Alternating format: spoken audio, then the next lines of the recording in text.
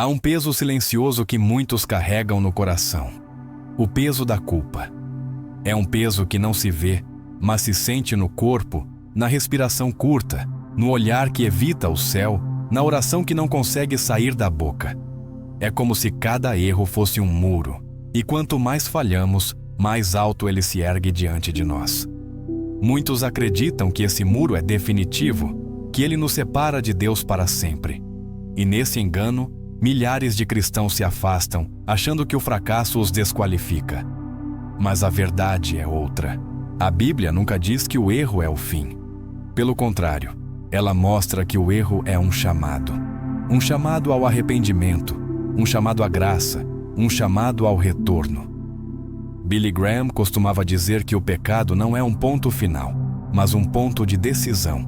É como se, em cada falha, duas estradas se abrissem diante de nós.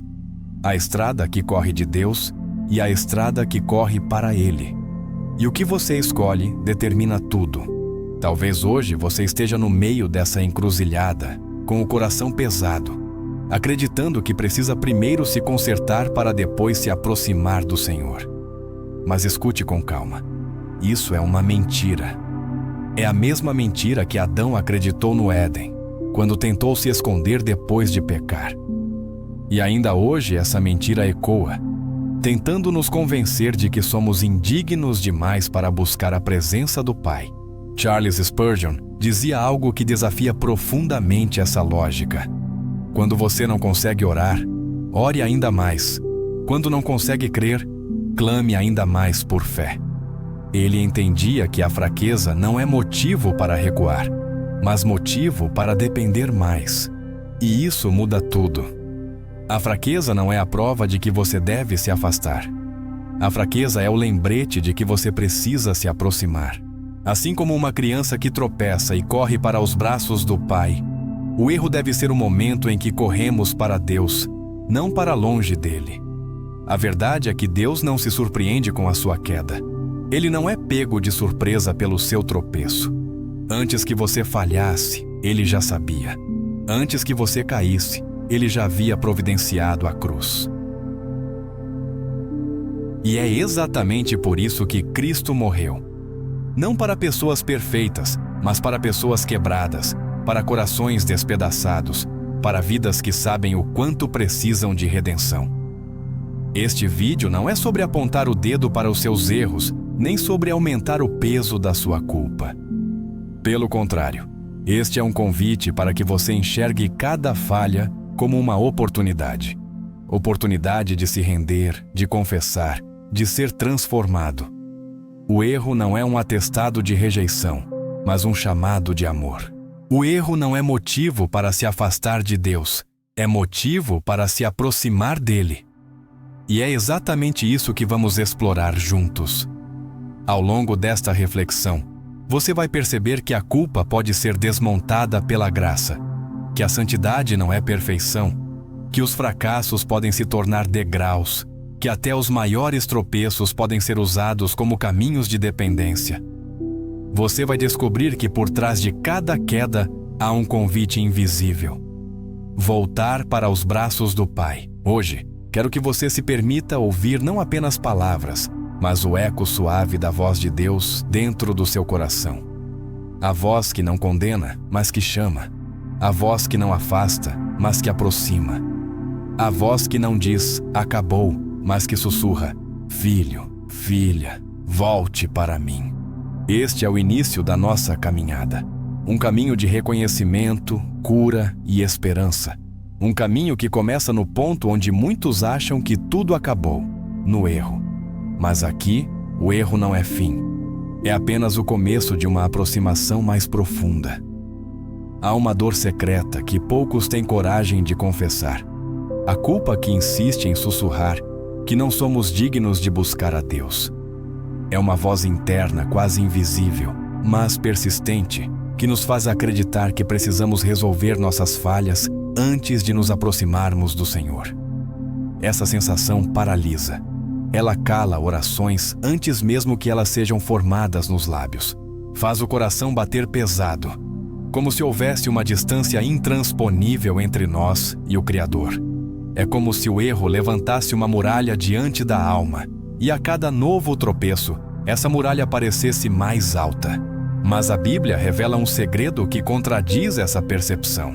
Jesus declarou: "Vinde a mim, todos os que estáis cansados e sobrecarregados, e eu vos aliviarei." Mateus 11:28.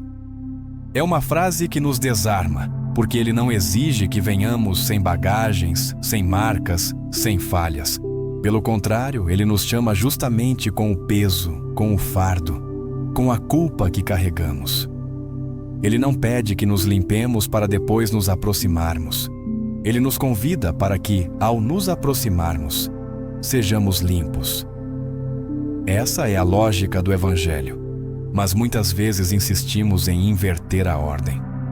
O perigo da culpa não resolvida é que ela se torna um fardo que apenas a cruz pode carregar. Quando tentamos conduzir esse peso sozinhos, somos esmagados. A culpa se transforma em isolamento. Ela nos faz evitar a oração, porque pensamos que Deus não nos ouvirá. Ela nos faz evitar a comunidade, porque tememos o olhar dos outros. Ela nos faz evitar até mesmo a Bíblia, porque cada palavra parece uma acusação. Mas tudo isso é ilusão. É uma armadilha sutil, que nos convence de que primeiro precisamos ser fortes para depois nos aproximarmos de Deus. Essa é a armadilha mais perigosa. Acreditar que precisamos nos tornar melhores antes de buscar a presença de Deus. Imagine uma criança que se suja brincando no barro. Ela não espera ficar limpa sozinha para depois procurar a mãe. Ela corre imediatamente, mesmo coberta de sujeira, porque sabe que ali encontrará cuidado. Por que então tantos de nós insistimos em pensar que Deus nos receberá apenas quando estivermos impecáveis? A verdade é que só diante dele podemos ser lavados. Só em sua presença a sujeira se desfaz. A culpa, quando mal compreendida, silencia a alma. Ela transforma a oração em silêncio, a esperança em peso, a fé em medo. Mas quando a levamos à cruz, esse silêncio é quebrado. O que era peso se torna entrega. O que era acusação se torna testemunho de graça. E o que parecia um muro se torna, na verdade, uma ponte para a presença de Deus. No fundo, o que Deus deseja não é um coração que nunca erra, mas um coração que reconhece sua necessidade. O erro pode nos fazer acreditar que estamos distantes, mas a graça nos lembra que estamos apenas a uma oração de distância. A culpa tenta nos calar, mas a cruz sempre nos chama a falar novamente com o Pai. Existe uma confusão silenciosa que acompanha muitos cristãos. A ideia de que ser santo significa nunca errar. Essa compreensão distorcida da santidade cria um peso insuportável, porque coloca sobre os ombros das pessoas uma expectativa impossível de cumprir. Em vez de conduzir à dependência de Deus, gera ansiedade, comparação e constante frustração. A cada falha, a sensação é de derrota, e pouco a pouco, essa visão equivocada mina a fé, porque estabelece uma medida de perfeição que nem mesmo os grandes homens e mulheres da Bíblia alcançaram. A palavra de Deus, no entanto, mostra uma verdade mais profunda.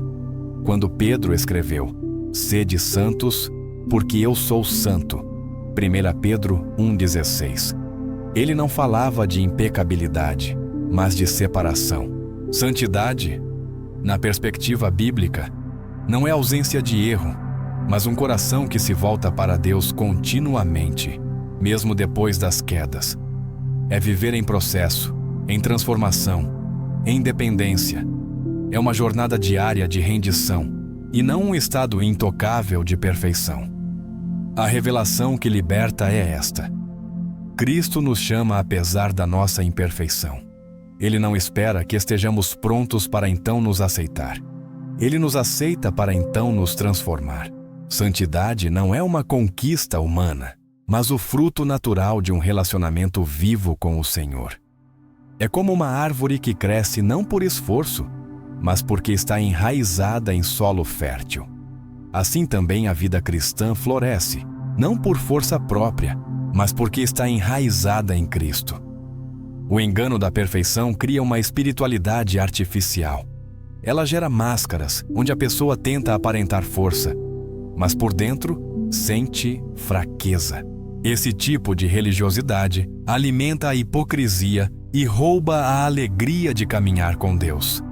Jesus confrontou essa atitude muitas vezes, porque o Pai não busca aparência, mas coração. Ele prefere a confissão sincera de fraqueza à falsa imagem de alguém que nunca cai.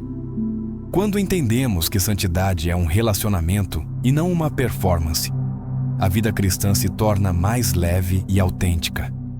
Não significa permissividade, mas significa liberdade. Liberdade de deixar que Deus molde, corrija e transforme. Liberdade de viver sem as correntes da culpa, porque sabemos que Ele está trabalhando em nós. E aquele que começou boa obra há de completá-la até o dia de Cristo. Filipenses 1:6. Assim, cada erro não nos desqualifica, mas nos lembra de que precisamos permanecer no processo. Cada falha não apaga nossa identidade, mas reforça a necessidade de estarmos ligados à videira verdadeira. Santidade não é perfeição alcançada, mas proximidade cultivada. E quanto mais nos aproximamos, mais somos transformados. Existe um paradoxo na vida espiritual que desafia a lógica humana. O lugar da queda pode se tornar o mesmo lugar da restauração. É difícil para muitos aceitarem isso, porque fomos acostumados a pensar que o erro é um fim, uma marca definitiva de fracasso. Mas a Bíblia revela o contrário. Paulo escreveu em Romanos 5:20: onde abundou o pecado, superabundou a graça. Isso significa que, exatamente no ponto em que mais falhamos, a graça de Deus se manifesta com ainda mais intensidade. O erro, em si, não é uma bênção, mas pode se tornar um caminho de revelação. É no chão da nossa fraqueza que percebemos que não podemos sustentar a nós mesmos. É quando perdemos as forças que descobrimos o poder de nos render. O que parecia ruína, de repente, se transforma em escola de graça. O que parecia o fim, se torna começo. O que parecia escuridão, abre espaço para a luz. Deus tem essa capacidade divina de transformar derrotas em degraus. Ele não desperdiça dor, não desperdiça quedas.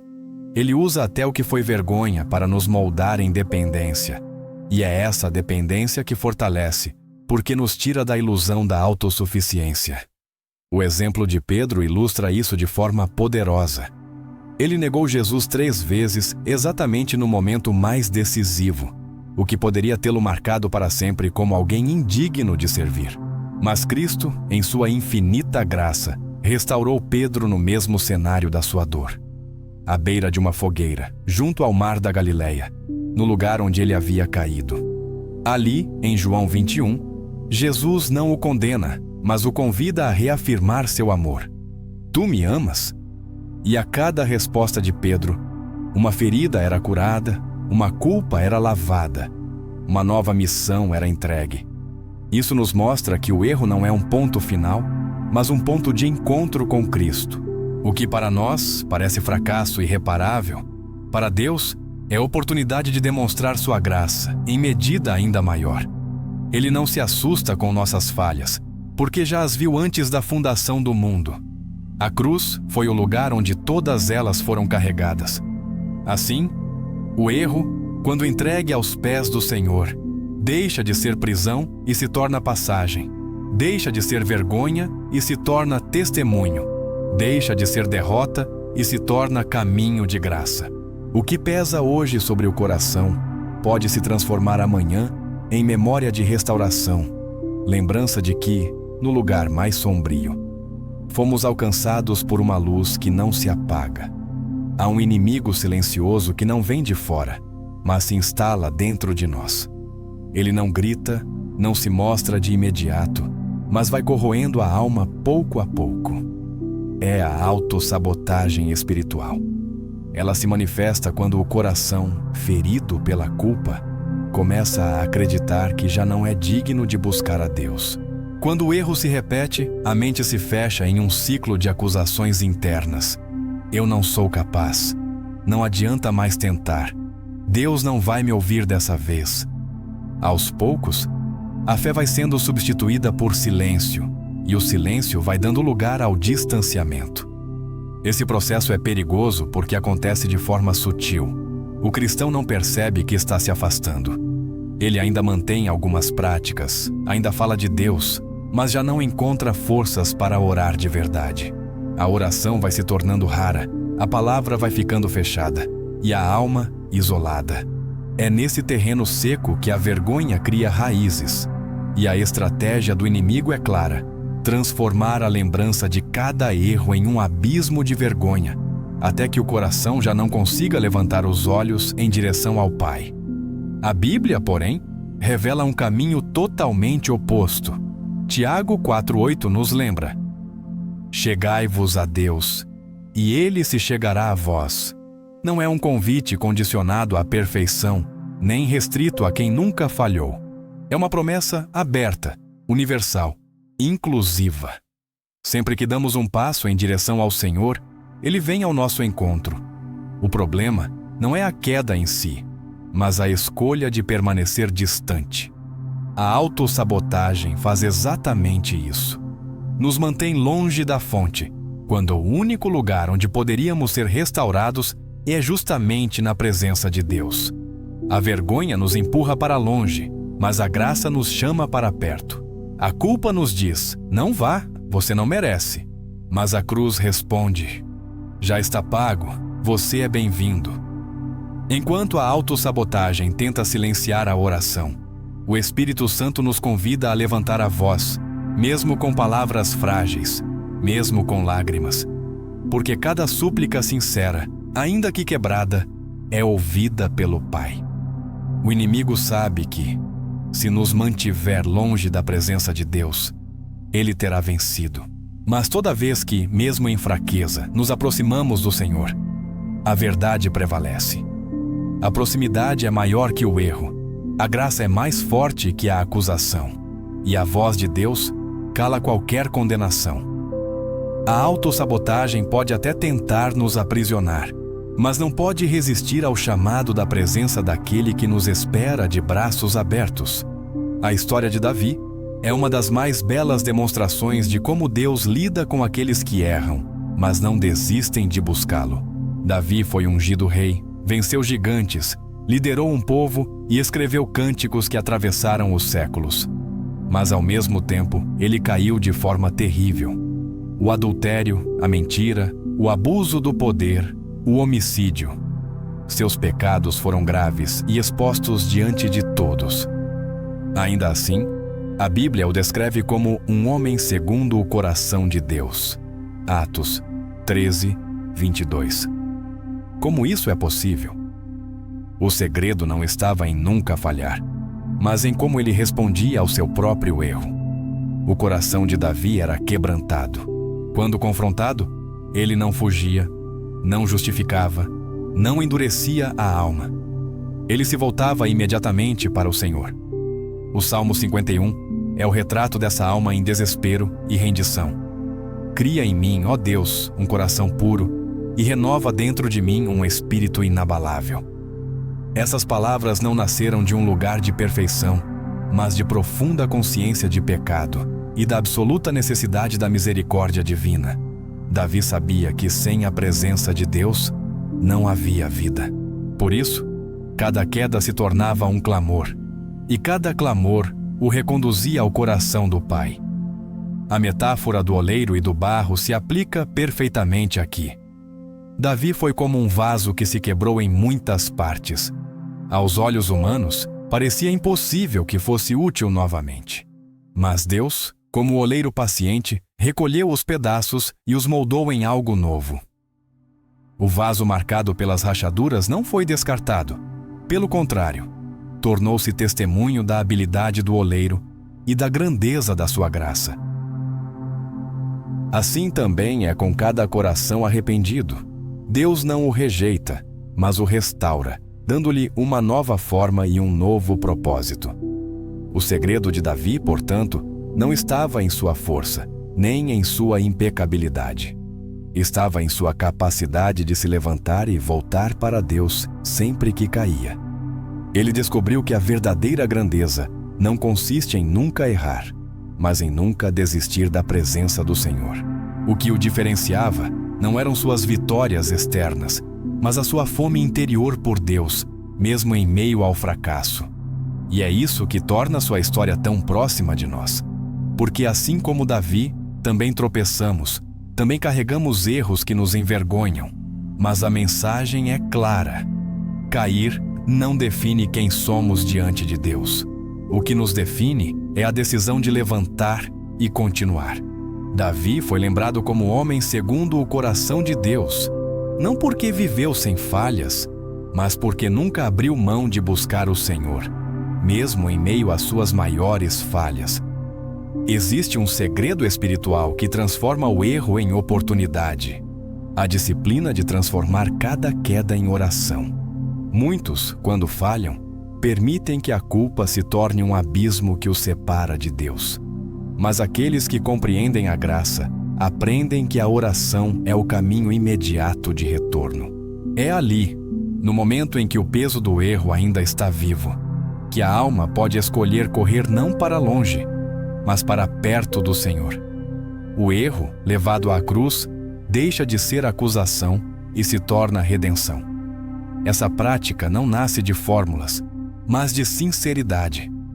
O coração que se dobra diante de Deus com palavras simples encontra perdão e restauração. Não é preciso discursos elaborados, nem justificativas. O que o Senhor busca é verdade na alma. Confessar diante dele o que aconteceu, abrir o coração sem máscaras, é o que desarma a vergonha e devolve à vida espiritual o frescor da comunhão. Quando a oração nasce da fraqueza, ela se torna ainda mais profunda, porque revela a dependência absoluta do Pai. Essa disciplina de levar cada falha à oração realinha o cristão com a palavra. Em vez de nutrir pensamentos de acusação, a mente se volta para as promessas. Textos como: se confessarmos os nossos pecados, Ele é fiel e justo para nos perdoar, começam a ressoar como verdade prática, não como teoria distante. Cada oração após a queda é como um retorno ao lar, como o filho pródigo encontrando novamente os braços do pai. E quanto mais esse hábito se fortalece, menos espaço o inimigo encontra para aprisionar o coração em culpa. Muitos testemunhos ao longo da história da fé mostram essa realidade. Cristãos que, em vez de desistir após falhar, fizeram de suas fraquezas um altar de rendição.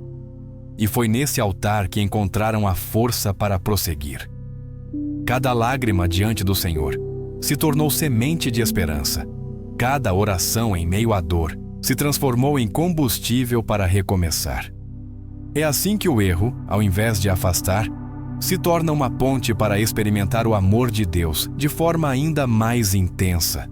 Essa disciplina não é um peso, mas um caminho de liberdade. Ela ensina que, em Cristo, não precisamos carregar o fardo sozinhos.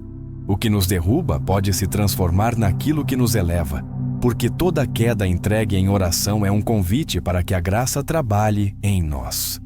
O erro, quando levado à presença de Deus, deixa de ser sentença de morte espiritual e passa a ser instrumento de vida, transformação e proximidade com aquele que nunca nos rejeita.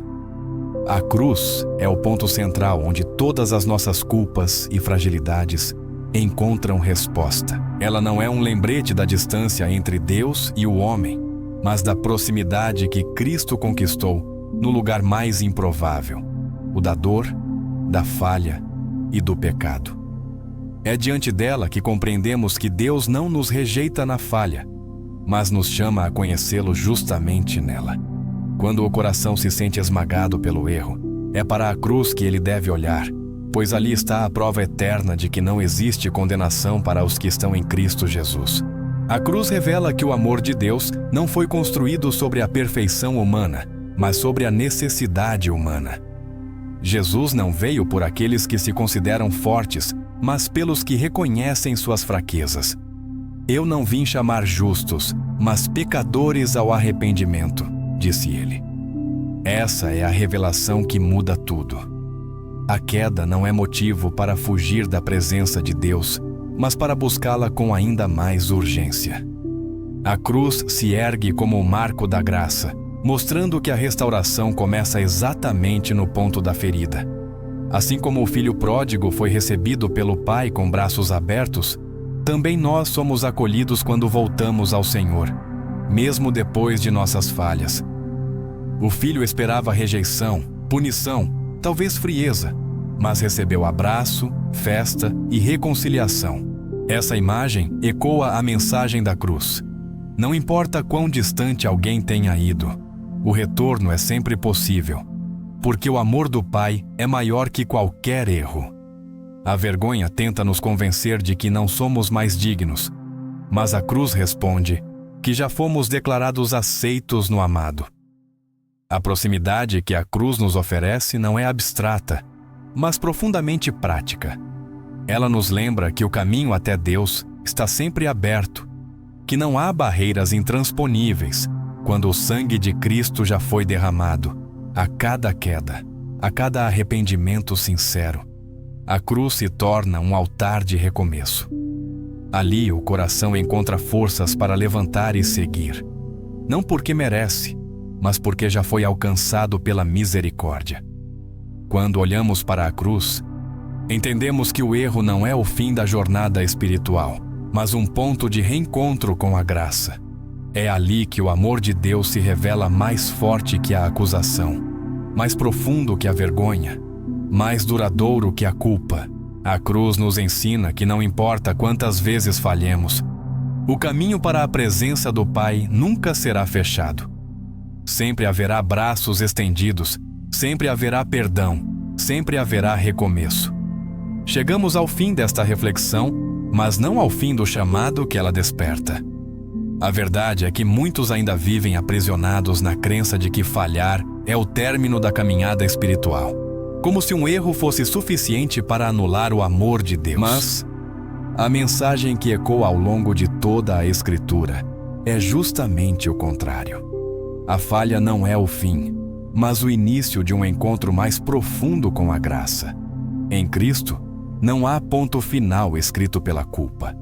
Há apenas vírgulas que nos conduzem para um novo capítulo, sempre marcado pela misericórdia. O erro não é um atestado de derrota, mas um lembrete de que precisamos dele. Billy Graham dizia com clareza: Deus não se surpreende com seu pecado, Ele já providenciou perdão na cruz. Essa certeza nos liberta da paralisia da vergonha e nos conduz ao recomeço. A caminhada espiritual nunca foi sobre perfeição, mas sobre sede. A W. Tozer lembrava que a proximidade de Deus não depende da impecabilidade, mas da fome por Ele. É essa fome que nos sustenta, que nos move, que nos leva de volta ao Senhor, mesmo depois de quedas. O cristão verdadeiro não é o que nunca cai, mas o que transforma cada queda em um passo de aproximação. Se a culpa tentou calar a sua fé, que esta mensagem seja o sopro que reacende sua esperança. Se o erro o fez acreditar que Deus se afastou, que a cruz seja a lembrança de que Ele já veio ao seu encontro. Não há distância longa demais, não há falha profunda demais, não há pecado grande demais que o amor do Pai não possa alcançar. O convite final é simples, mas transformador. Não permita que o peso do erro seja um muro entre você e Deus. Deixe que seja uma ponte. Leve sua fraqueza diante do Senhor, hoje mesmo, e descubra que a graça é maior que qualquer falha. Porque no fim, o que define a jornada cristã não é a ausência de quedas, mas a presença constante de um Deus que nos levanta, nos restaura e nos conduz para mais perto de si.